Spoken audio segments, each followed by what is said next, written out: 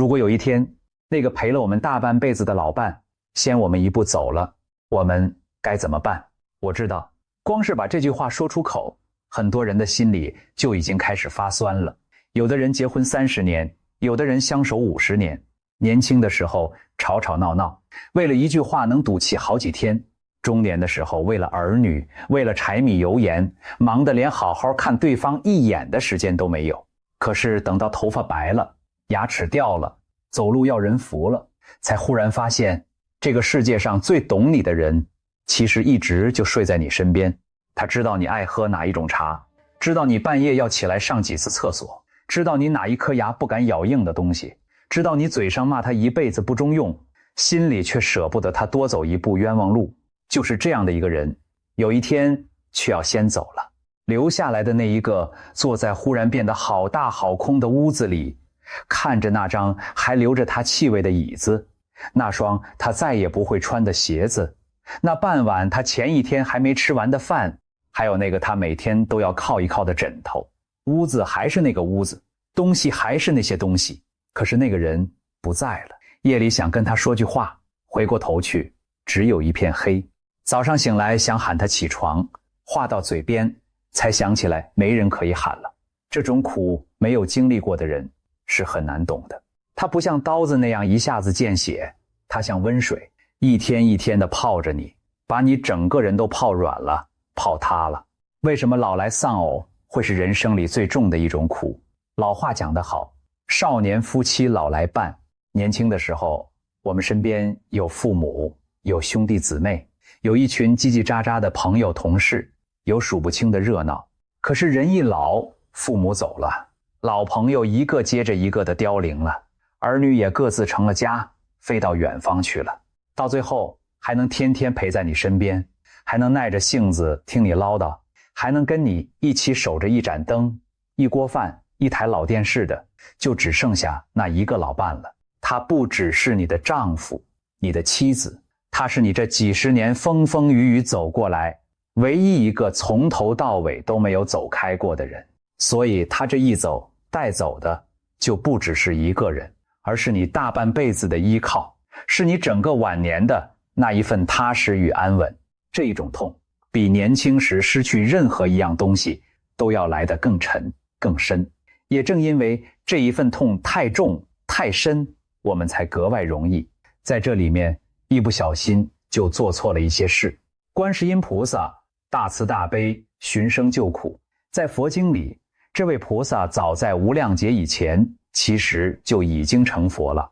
佛號叫做正法明如來。可是他成了佛以後，回頭一看，這個世間還有這麼多的眾生在苦海裡沉浮，在生老病死裡哭喊，他不忍心，他放不下，於是他倒駕慈航，重新回到我們這個娑婆世界，脫下佛的莊嚴，是現成一位菩薩的樣子，只為了一件事，那就是聽見我們的哭聲就趕過來救我們。經上有一句話說得非常動人，叫做千處祈求千處應，苦海常作渡人舟。意思是說，哪怕你身在最黑暗的角落，哪怕全世界都听不見你的聲音，只要你一心稱念這位菩薩的名號，念一句南無觀世音菩薩，或者念他的心咒嗡嘛那巴咪吽，那麼觀音菩薩就一定会循着你這一點聲音來到你的身邊。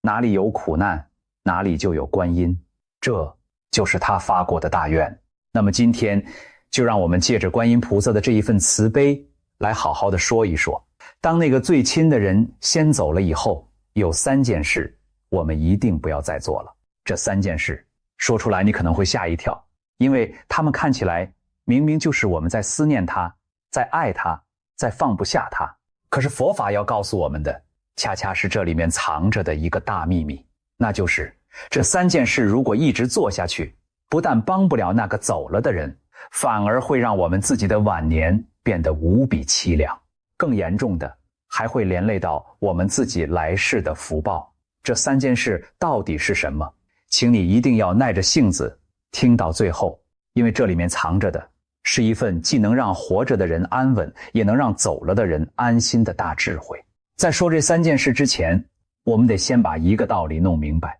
人為什麼會走？佛陀在2500多年前就已經把這個答案輕輕地放在我們手心裡了。有一次，弟子們圍着佛陀，問他該怎麼面對死亡。佛陀沒有講一大套高深的道理，他只是伸手拈起一朵花，緩緩地說了8個字：諸行無常，是生滅法。就這8個字，說盡了人世間所有的悲歡與離合。什麼叫諸行無常？就是這個世界上沒有任何一樣東西是可以永遠不變的。花會開，就一定會謝；月會圓，就一定會缺；潮水會漲上來，就一定會退下去。人呢，會相聚，就一定會有分離的那一天。我們的老伴會走，我們自己有一天也一樣會走。這不是誰做錯了什麼，不是老天爺對我們這一家特別狠心，更不是我們拜的觀音菩薩不靈驗，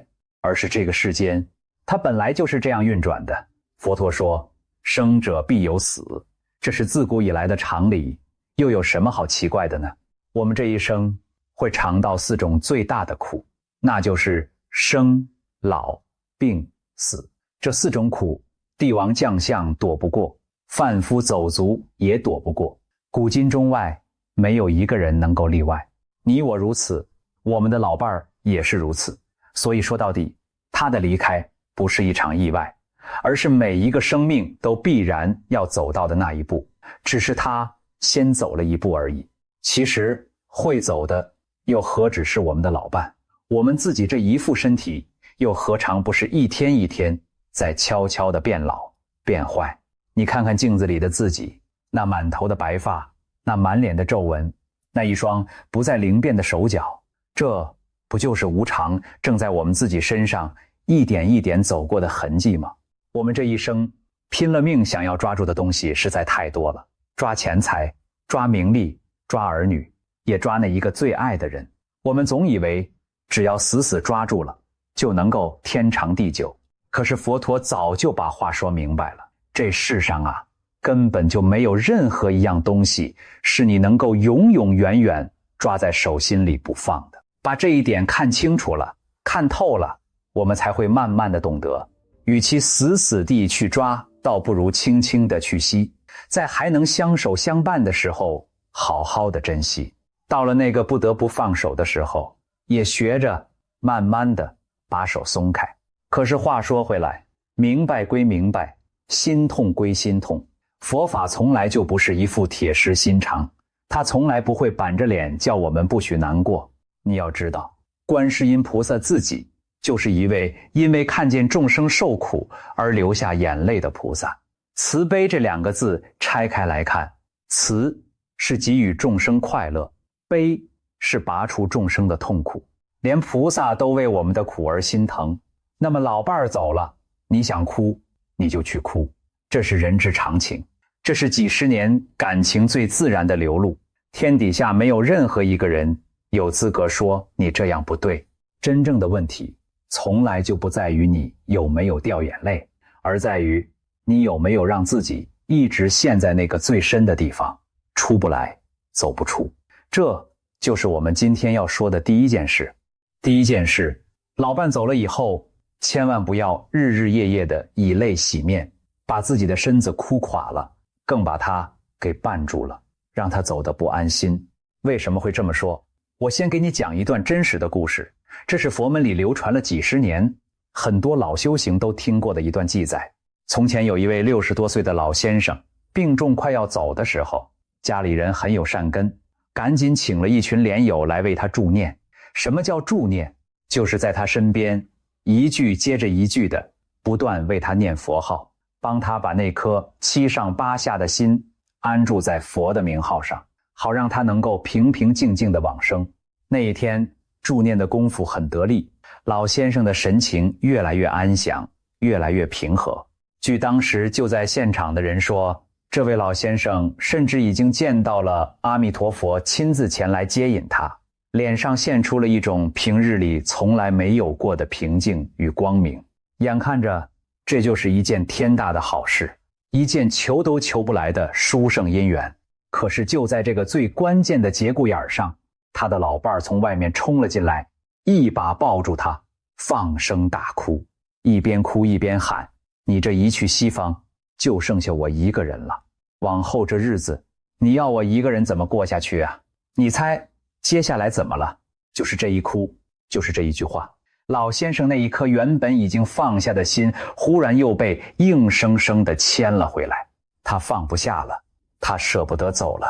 他一想到老伴兒一個人孤零零的樣子，他就不願意往生了。結果呢？結果這位老先生原本安詳的神智一下子變得混亂，最後在痛苦中嘔血而亡。那一份原本已經到手的平靜與光明，那一次阿彌陀佛親自來接引的天大機緣，就這樣全沒有了。聽到這裡，你的心裡可能會咯噔一下，一場哭怎麼會有這麼大的力量，竟能把一個人往生的大事給攪黃了？這就要說到佛法裡一個很深卻很少有人告訴我們的道理了。佛教認為，人在斷了氣以後，並不是像關燈一樣啪的一下就什麼都沒有了。他的神識，也就是我們平常說的那個靈魂，在斷氣以後的8個小時甚至到12個小時之內，都還沒有完全離開這具身體。而這一段時間，恰恰是他這一生當中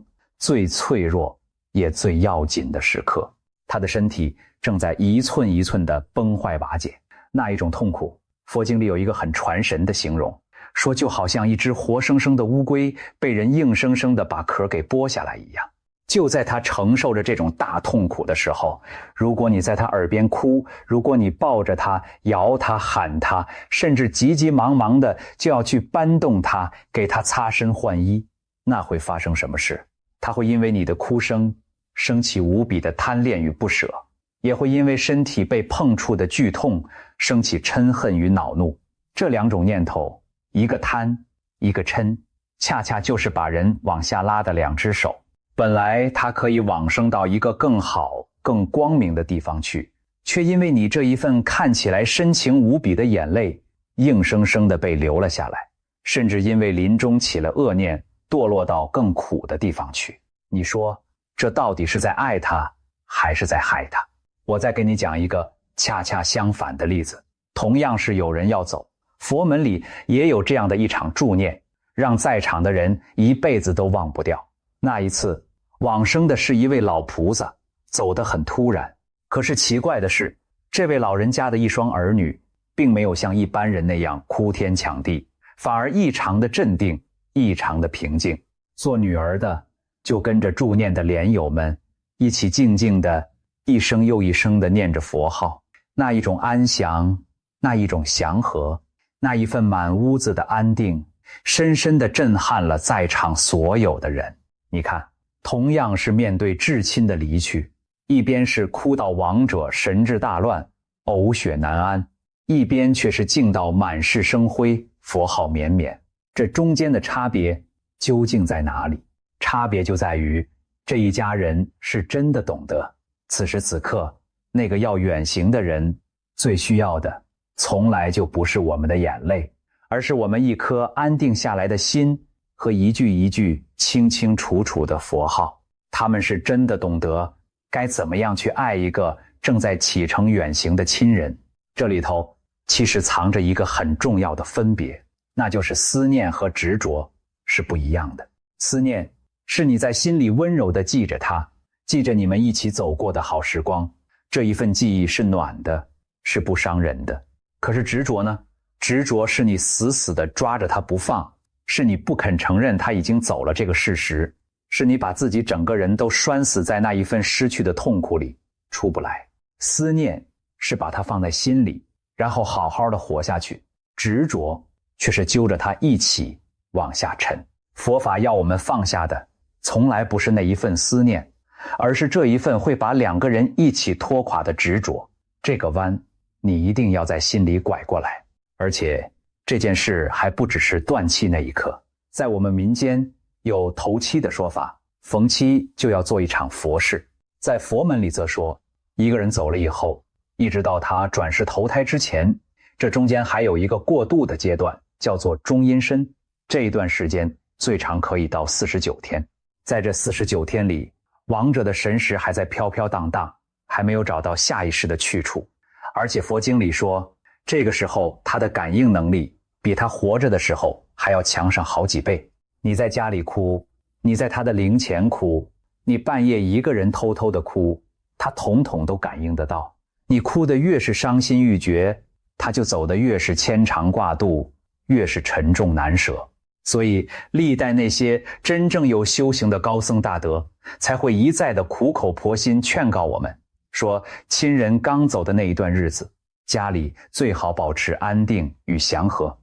寧可多念一句佛號，也不要多掉一滴眼淚。因為在那個時候，你的每一滴眼淚都可能變成他腳踝上的一條鎖鏈，讓他走不動也走不遠。說到這裡，我也一定要為所有正在流淚的老人家說一句公道話，我絕不是在叫你冷血，我絕不是在說你老伴走了，你還得裝出一副沒事的樣子。人非草木，孰能無情？幾十年同床共枕的人走了，你要是一滴淚都掉不出來，那反倒不正常了，那反倒是把苦全都憋在了心裡，更傷身。佛法真正要告訴我们的，從來不是不許哭，而是不要沒完沒了的哭，不要把哭當成你往後餘生唯一的一件事情來做。你想他的時候，你就找一個地方好好的哭一場，把心裡這幾十年的委屈、不捨，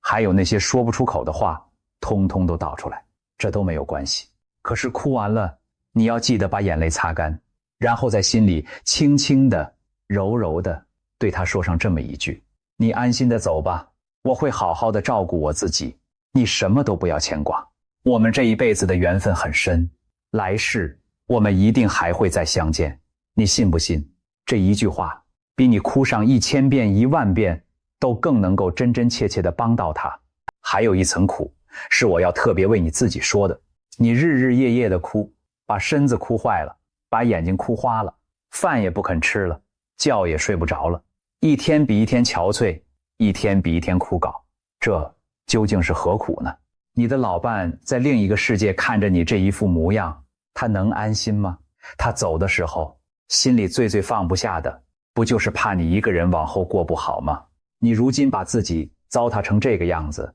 不就正好坐實了他心裡那一份最大的擔憂嗎？你越是這樣，他就越是走不安穩。晚年淒涼這4個字，很多時候並不是別人強加給我們的，而是自己一滴一滴的眼淚，一天一天的泡出來的。你把身體哭垮了，接下來等着你的是什麼？是常年的臥病在床，是無人在旁的照料，是在孤獨與病痛裡獨自熬過人生最後的那一段路。這一幕，難道是你那個疼了你一輩子的老伴願意看到的嗎？這樣的老人家，我見過的不是一個，是好幾個。老伴一走，短短1年不到，本來還算硬朗的一個人，忽然之間就垮了。而且你注意，往往不是身體先垮的，是那一顆心先垮的。心一垮，人就跟着垮，飯吃不下去，覺睡不安穩，白天沒有一點精神，晚上又睜着眼睛熬到天亮。原本吃藥控制得好好的，血壓、血糖一下子全亂了套。原本每天還能出門買菜、溜彎的一個人，慢慢的就走不動了，只能整天躺在床上。你看不見、摸不着的悲傷，它真的會傷人，會一寸一寸的把一個人的元氣都給掏空。所以我才要這樣苦口婆心的勸你，你把身體顧好，把飯一口一口好好的吃下去，把覺踏踏實實的睡飽。這不是自私，這恰恰是你能為那個走了的人做的最要緊的一份交代。你好好的活着，他在那一頭才能真正的安心。觀世音菩薩有一句最要緊的開示，值得我們把它刻在心上，那就是苦海無邊，回頭是岸。眾生為什麼跳不出這一片無邊的苦海？就是因為被那一份情、那一份愛死死地牽住了，回不了頭。若能看破，若能放下，當下這一刻就能得到自在。可是你要記住，這裡說的放下，絕對不是叫你忘了它，不是叫你把它從心裡抹掉，恰恰相反，是叫你帶着這一份對他的深愛，替他也替你自己好好的把往後的日子活下去。好，這是我們要說的第一件事。接下來要說的這第二件事，藏得更深，也傷人更重。很多人一頭栽了進去，自己卻渾然不知。第二件事，老伴走了以後，千萬不要把自己的餘生活成一場沒完沒了的悔恨、自責，還有怨天尤人。一個人在失去了最親的人以後，內心裡最容易冒出來的，除了那一份鋪天蓋地的悲傷，還有兩個字，一個叫悔，一個叫怨。我們先來說這個悔。老伴這一走，多少人就開始翻來覆去的折磨起自己來了。早知道他身體這麼不好，我當初就該早一點逼着他去醫院好好檢查。早知道他這麼快就走了，那天為了一點雞毛蒜皮的小事，我又何必跟他怄那半天的氣。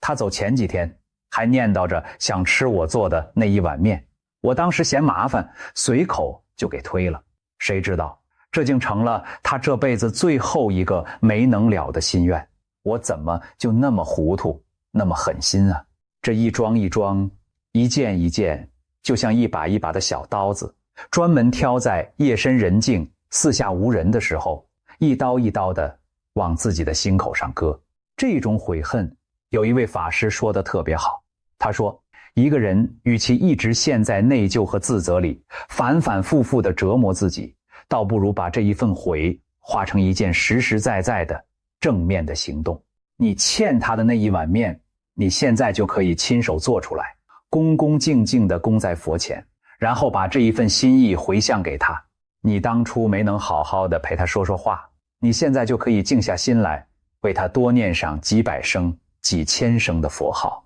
你要明白，悔恨如果只是停留在悔恨，那它就是一杯毒藥。你一口一口喝下去，傷的全是你自己的身和心，对那個走了的人卻沒有一絲一毫的好處。可是如果你能把這一份沉甸甸的悔轉化成一件一件真真切切為他去做的功德，那麼他一下子就變了。他變成了一座橋，一座能夠把你這一份遲來的心意穩穩當當的送到他那裡去的橋。還有一句話，我要特別對那些一直在自責的人說，你要學會原諒你自己。這幾十年裡，你不是不愛他，你只是也有你自己的軟弱，你自己的脾氣，你自己的力不從心。你也是一個有血有肉，會累會煩也會犯錯的普普通通的人啊。夫妻幾十年，天底下哪一對不是磕磕碰碰、吵吵鬧鬧這樣過來的？你當初那一句氣話，那一次的不耐煩，他其實早就忘了，早就不往心裡去了。你們之間那一份幾十年的情，從來就不是靠着一兩件小事就能夠衡量得了的。所以你要明白，很多時候真正放不下的往往不是他，而是你自己心裡那一道怎麼也過不去的坎。你想想，佛菩薩尚且以那樣大的慈悲去寬恕天下一切的众生，你又何苦這樣狠着心一直不肯放過你自己呢？把那一份沉重的自責輕輕地放下吧，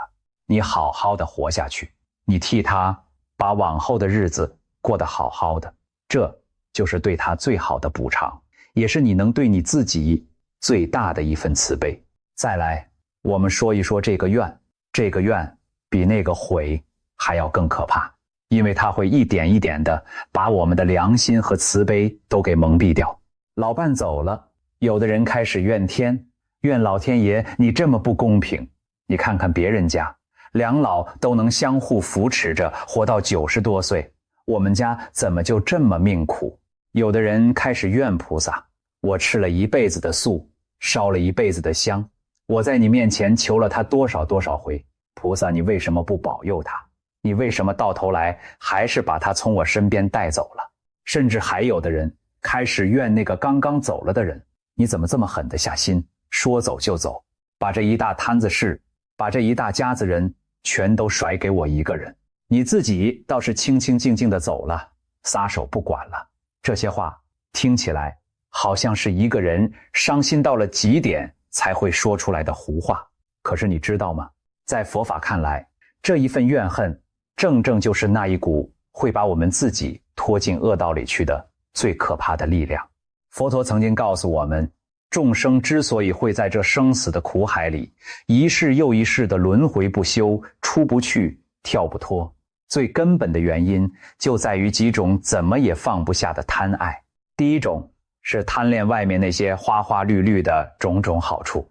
這叫欲愛。第二種是死死地愛着護着這個所謂的自我，這叫自體愛。而還有第三種最容易被我們給忽略掉，那就是因為愛而求不得，因為求不得而心生厭惡，心生怨恨，一心只想着要擺脫這一份得不到的痛苦，這就叫做無有愛。你聽明白了嗎？原來怨恨它也是一種放不下，它也是那三毒裡面貪、嗔、痴當中嗔這一個字深深扎下去的根。一個人如果讓怨恨占滿了整整一顆心，日子久了會怎麼樣？他這個人的臉會變，脾氣會變，看什麼都不順眼，對誰都沒有一句好話，慢慢的就活成了一個尖酸刻薄、人見人躲的孤僻老人。這樣的一個晚年，你說他能不凄涼嗎？兒女不敢往跟前湊，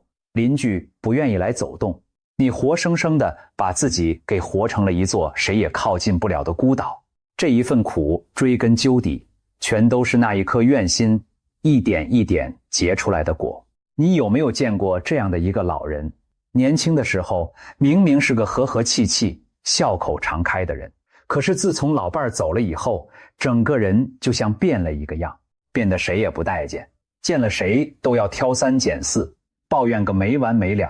兒女大老遠買了東西回來看他，他嫌人家買的不對，買的不合心意。鄰居好心過來問候一句，他反倒覺得人家是來看他笑話的。慢慢的，兒女回来的越來越少了，鄰居也不敢再登他家的门了，他就一个人守着滿滿一肚子的怨氣，把日子過得越來越冷，越來越孤。其實你細想，他心裡未必不苦，未必不盼着有個人來陪一陪，說說話，可是那一層厚厚的怨就像一堵牆，硬生生的把所有想要靠近他的人全都擋在了外頭。一個人的心裡頭裝的是什麼，他往後的日子就會活成什麼模樣。這就是怨這一個字最最可怕的地方。而再往深一層去說，就要說到我們自己來世的福報了。佛法裡有一個極其重要的道理，叫做隨念往生。這四個字是什麼意思呢？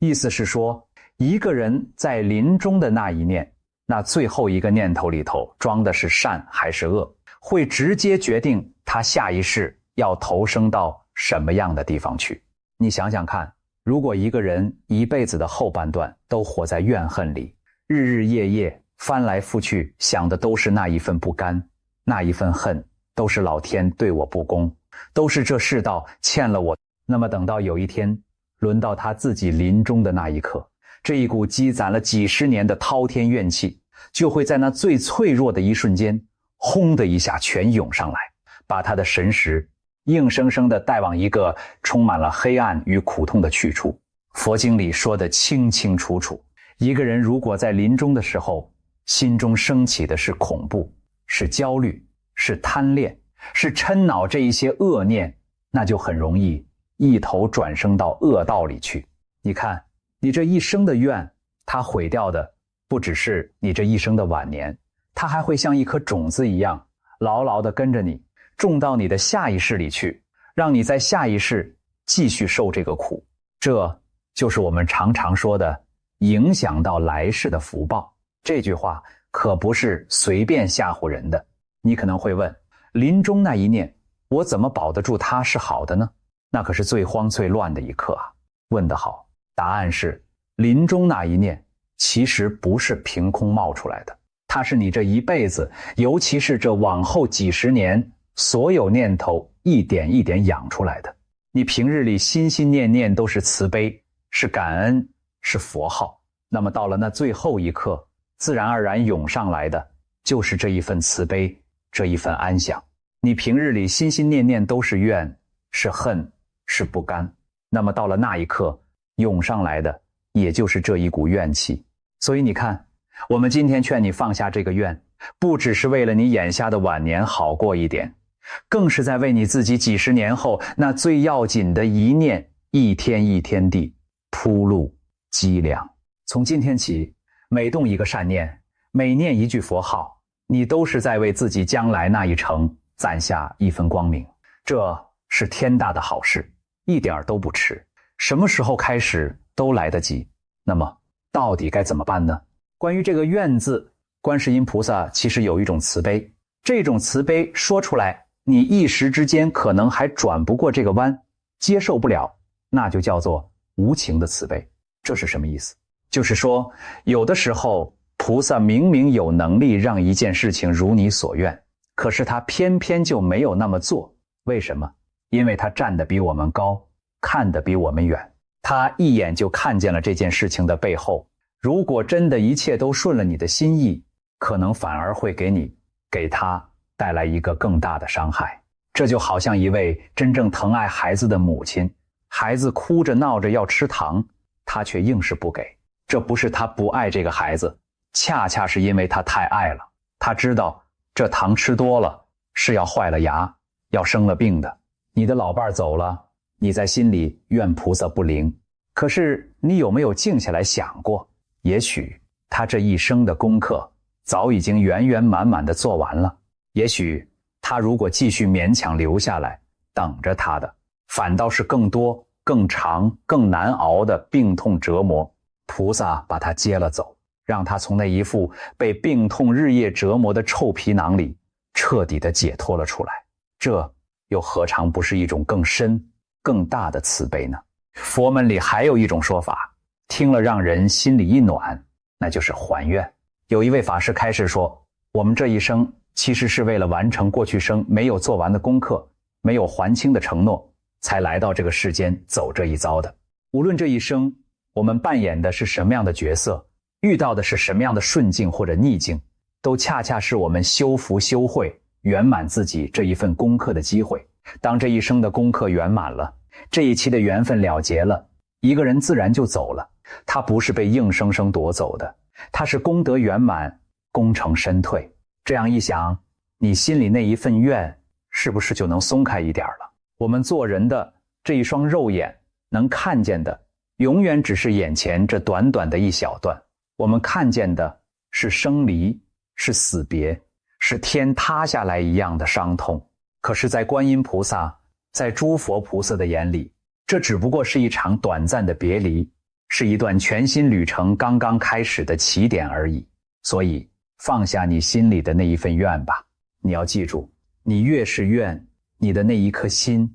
就把自己關得越是嚴實，那麼觀世音菩薩想要照進來的那一道慈悲的光也就越是照不進來。你只有先親手把那一扇緊閉着的寫滿了怨恨的心門打開，那一道溫暖的慈悲的光才进得來，才照得到你。说完了这個悔和怨，我們終於來到了最後也是最重要的第三件事。前面那兩件事說的都是不要去做什麼，而這第三件事其實是反過來在懇切地告訴你一定要去做什麼。第三件事，老伴走了以後，千萬不要從此就把自己給封閉起來，斷了行善積德的這一條路，更不要放棄了你自己這一生最後也最寶貴的一段修行。老伴一走，很多老人家整個人一下子就垮掉了，他們把自己一個人關在家裡，窗簾拉得死死的，電話響了也不接，門也不肯出，整天就對着老伴的那一張遺照，一坐就是一整天，什麼也不想，什麼也不做，就這樣一天一天的枯坐着，其實心裡頭是在等着自己也走的那一天。他們覺得這個人都已經不在了，我一個人活着還有什麼意思？我一個孤老頭子、孤老太太還能做什麼呢？朋友們，我要非常非常誠懇地告訴你這一句話，你能做的事情遠比你自己以為的要多得多，多太多了。而且你所做的每一件都能夠實實在在地幫到那個你日思夜想、朝思暮盼的人。佛法裡有一個詞叫做回向，這兩個字是每一個失去了至親的人都應該牢牢地記在心裡的2個字。什麼叫回向？就是說，你做了一件好事，積下了一份功德，你不把這一份功德留給自己，而是在心裡默默地把它捧出來，恭恭敬敬地送給你最想送的那一個人。你想想，你的老伴在中阴身那飄飄蕩蕩的49天裡，在他往後那不知還有多少節的漫漫旅途上，他最需要的是什麼？絕對不是你那一滴一滴於事無補的眼淚，而是你為他一點一點積攢下來的功德。這裡頭還有一件事，你一定要放在心上，那就是老伴剛走的頭49天，這一段中陰的日子是最最要緊，也最錯過不得的黃金時間。為什麼我們民間要做頭七，要一個七一個七地做下去，一直做到7個七圓滿？道理就在這裡。在這49天當中，亡者的去向還沒有完全定下來，你在這個時候為他所做的每一分功德，都能實實在在的幫他消一分業障，幫他往一個更好的地方多走一步。所以這49天，你千萬別光顧着哭，別光顧着去忙那些做給活人看的排場和體面，你要把你的力氣，把你的心思，統統都用在為他念佛，為他誦經，為他行善上頭。這幾十天，你為他多做一分，他就多得一分的實惠。這是你這一輩子最後一次能為他使上這麼大、這麼要緊的一把力了。錯過了這一趟，可就再也回不來了。你可以去布施，拿出一點錢財，去幫助那些比你更困難、更無助的人，這叫財布施。你可以去放生護生，花一點錢，從刀口下救回一條又一條原本要被宰殺的性命，讓他們重新回到山林，回到水裡。這一份救命的功德最為直接，也最為深厚。你可以去念佛，念阿彌陀佛的聖號，念觀世音菩薩的聖號，念那一句嗡嘛呢叭咪吽，一句又一句，每一句都化成一點光明，去照亮他前行的那一條路。你可以去诵经，去做一切能夠利益眾生的好事，然後把這所有的功德通通的回向給他。佛經裡明明白白的說了，亡者和家屬之間是血脈相連的，你這一份至真至誠的心念，他一定感應得到。也許你會問，我一個大字不識幾個的老人家，我又該從哪裡做起呢？其實一點都不難，你完全不用一下子就去做多大的事。你可以每天早上起來梳洗乾淨了，先在佛前靜靜地念上一部佛經。地藏經是超度亡者最相應的一部經，講的正是地藏王菩薩地獄不空誓不成佛的大願，還有那孝女救母的故事。阿彌陀經能讓你憶念起西方那一個極樂的世界，讓你心裡有一個盼頭。普門品講的正就是觀世音菩薩的大慈大悲，尋聲救苦。就連短短的一部心經，都能讓你那一顆慌亂的心一句一句的慢慢靜下来。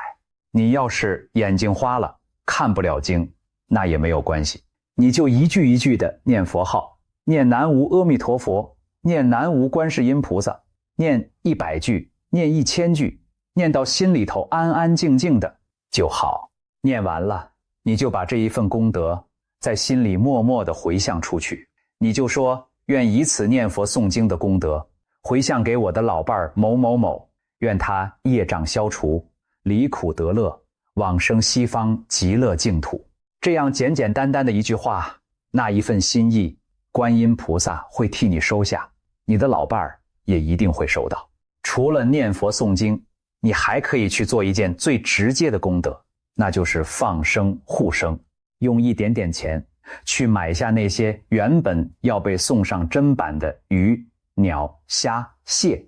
把它們放回大自然裡去，讓它們重獲一條性命。這是在替他，也是在替你自己積下一份救命的大福報。你也可以去布施，哪怕只是省下自己的一頓飯錢，去幫一個比你更苦的人，這就是財布施。你甚至還可以做一種叫做無畏布施的功德，說起來也簡單，就是用你的一句好話，一個溫暖的笑臉，去安慰另一個正在受苦、正在害怕的人，讓他不再那麼絕望。你自己剛剛走過這一段最苦的路，全天下還有誰比你更懂得一個失去了至親的人心裡頭到底有多疼？那麼你就用你這一份親身走過來的懂得，反過來去溫暖另一個正在受着同樣苦的人吧。這是這世上最溫柔也最了不起的一種功德。在地藏經裡就記載了2個讓人落淚的故事，一個是婆羅門女，一個是光目女。這2位大孝女，她們的母親在生前造了業，死後墮入了最苦的地方。可是這2位女兒並沒有只是坐在那裡哭天搶地，她們靠的是什麼？她們靠的是自己至誠懇切的修行，是自己一心不亂的稱念佛號，是自己實實在在積下的功德，硬是憑着這一份力量，把已經堕入苦處的母親給救拔了出来，讓母親得以脫離苦海，往升到善的地方去。你看，這就是佛陀要親口告訴我們的血濃於水，親人為亡者所做的功德。那一份力量，那一份效果，是遠遠的勝過任何一個外人的。所以你現在明白了嗎？你把自己一個人關在屋子裡，從早哭到晚，一整天下來，你不過是把自己的身子又哭壞了一分，對那個走了的人卻沒有半點的幫助。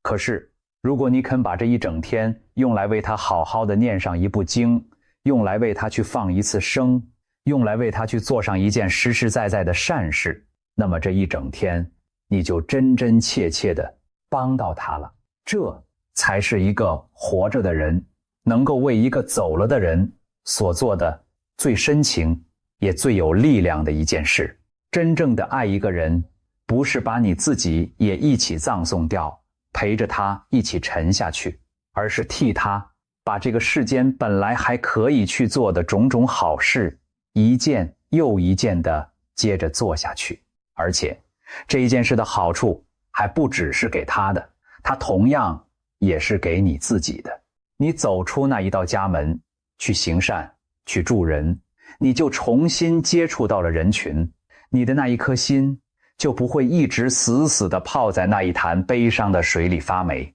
你替別人拔除了一點點的苦，你自己心裡的那一份慈悲就悄悄地長了一分，而你心裡的那一份執着也就悄悄地淡了一分。你以為你只是在為他一個人積福，其實你也是在為你自己的晚年，為你自己的來世，一磚一瓦地鋪一條光明的大路。我親眼見過很多這樣的老人家，剛開始的時候是含着眼淚硬撐着，為了走了的老伴才勉強走出家門去做善事的。他們心裡想的只是要替他積一點功德。可是奇妙的事情就這樣慢慢的發生了。做着做着，1年2年下来，他們忽然發現自己心裡那一塊最疼的地方竟然一點一點的不那麼疼了。他們在幫別人的時候遇見了新的朋友，找到了新的寄托，心裡頭那一潭死水重新流动了起来。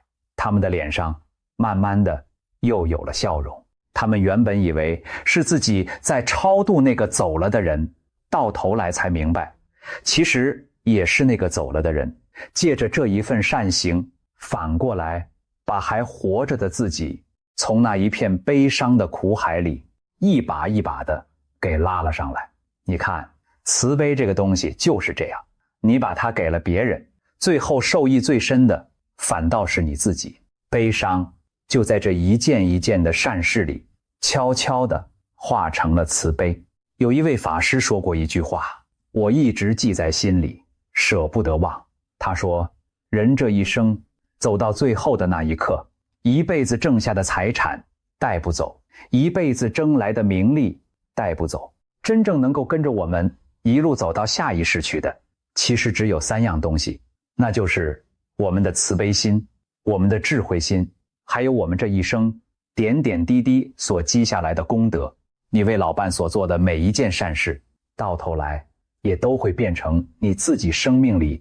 一盞一盞永遠不會熄滅的燈。說到往生，我還想再多說一句，好讓你的心裡更踏實一些。我們平常最常念的觀世音菩薩，還有阿彌陀佛，這兩位聖者之間，其實有着一份很深很深的因緣。在那西方極樂世界裡，阿彌陀佛的左右兩邊，恭恭敬敬地站着兩位大菩薩，一位就是觀世音菩薩，另一位是大勢至菩薩。這三位合在一起，就叫做西方三聖。當一個平日裡念佛的人走到臨終的那一刻，正是阿彌陀佛帶着這兩位大菩薩一同前來接引他，親手把他接到那一個沒有病苦、沒有生死、沒有別離，只有清淨與安樂的地方去。所以你為老伴念的那一句南無阿彌陀佛和那一句南無觀世音菩薩其實是通着的，都是在為他鋪一條通往極樂的光明大道。你想他的時候就念佛給他聽，你實在放不下他的時候，就在心裡把他輕輕地交到阿彌陀佛和觀世音菩薩的手裡去。有這樣兩位大慈大悲的聖者在前頭接着他護着他，你還有什麼放不下的呢？還記得我們一開始說的那一句話嗎？死亡在佛法裡從來就不是永別，它只是一場暫別而已。有一位法師說得好，他說只要我們肯精進的修行，將來在善的地方大家都還有機會可以再一次相見。你們夫妻幾十年的這一份緣分絕不會因為這一場生死就從此斷掉了，他只是先走了一步，在前面的路口靜靜地等着你，而你要做的就是在後面這一段路上好好的修行，好好的積福，把自己剩下的這一段人生走得漂漂亮亮，堂堂正正。等到將來有一天輪到你自己也功德圓滿，安安詳詳的往生的時候，你就會忽然發現，原來他一直都在，你們的那一份緣還在一直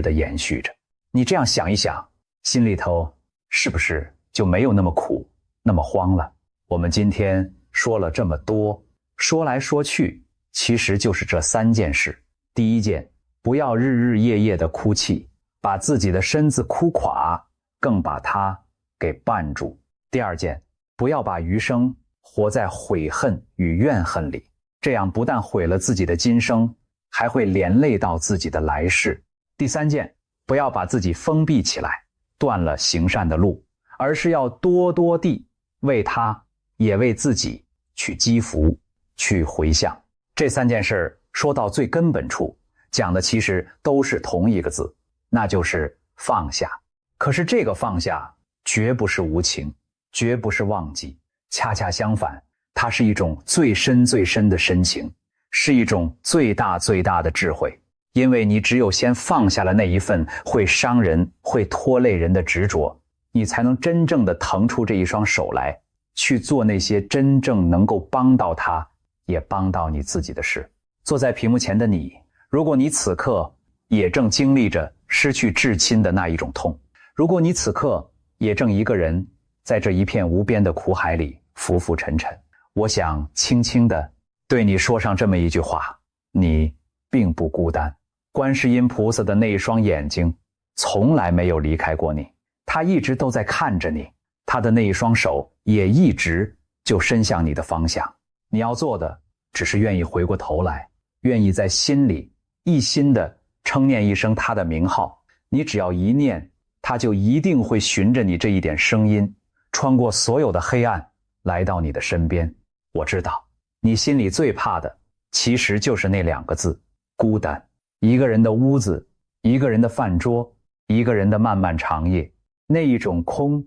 那一種靜，最是磨人。可是我想告訴你，你並不是真的只有你一個人。當你開始念佛的時候，佛菩薩就在你的身邊，那一句佛號就是你最好的一個伴。你念一聲，心裡就暖一分；你念一聲，就不那麼慌了。你也可以走出家門，到附近的寺院道場去參加大家的共修，那裡有一群和你一樣的人，大家一起念佛，一起做功課，一起吃一頓清清爽爽的素齋。你會發現，原來你不是孤零零的一個人。人老了，最怕的其實不是身邊少了一個人，而是心裡頭沒了一個可以安放的依靠。而佛法還有這位大慈大悲的觀世音菩薩，就是你這一生最穩當也最靠得住的一個依靠。從今天起，就把那些沒完沒了的眼淚慢慢的換成一句一句的佛號，